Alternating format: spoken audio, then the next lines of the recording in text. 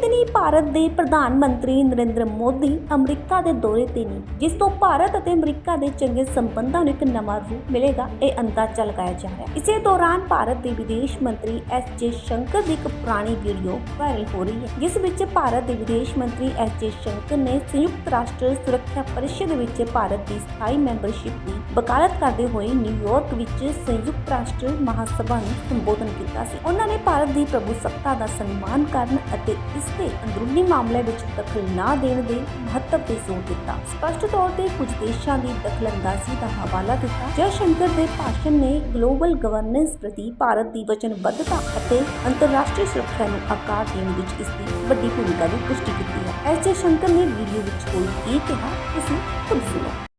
Excellencies, in our deliberations, we often advocate the promotion of a rules-based order. From time to time, respect for the UN Charter is also invoked. But for all the talk, it is still a few nations who shape the agenda and seek to define the norms. This cannot go on indefinitely, nor will it go unchallenged. A fair, equitable, and democratic order will surely emerge once we all put our minds to it. And for a start, that means ensuring that rule makers do not subjugate rule takers.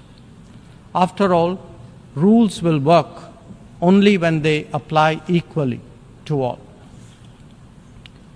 Mr. President, we must never again allow an injustice like vaccine apartheid to recur. Climate action, too, cannot continue to witness an evasion of historical responsibilities. The power of markets should not be utilized to steer food and energy from the needy to the wealthy. Nor must we countenance that political convenience determines responses to terrorism, extremism, and violence. Similarly, respect for territorial integrity and non-interference in internal affairs cannot be exercises in cherry-picking. When reality departs from the rhetoric, we must have the courage to call it out. Without genuine solidarity, there can never be real trust.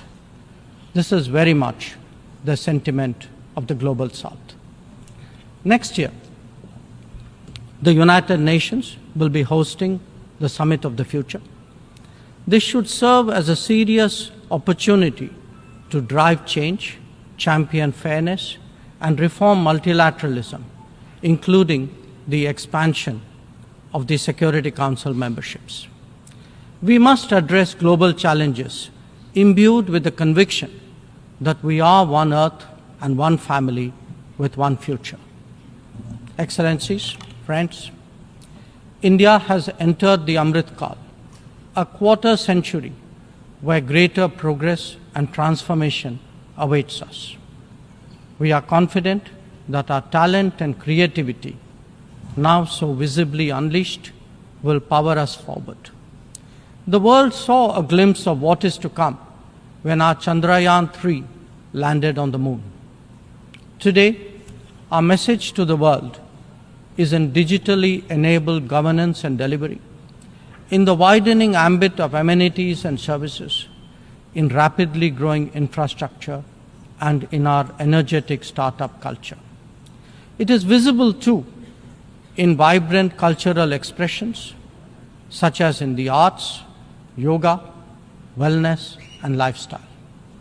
Our latest assertion is in a path-breaking legislation to reserve 1/3 of the seats for women in our legislatures.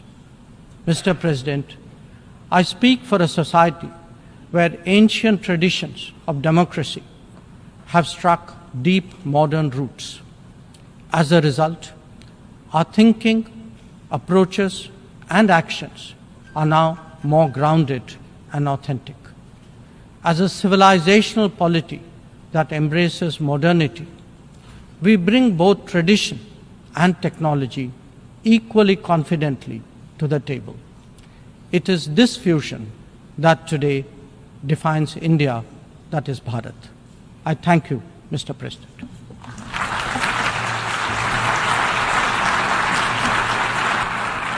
I thank the Minister of External Affairs of India.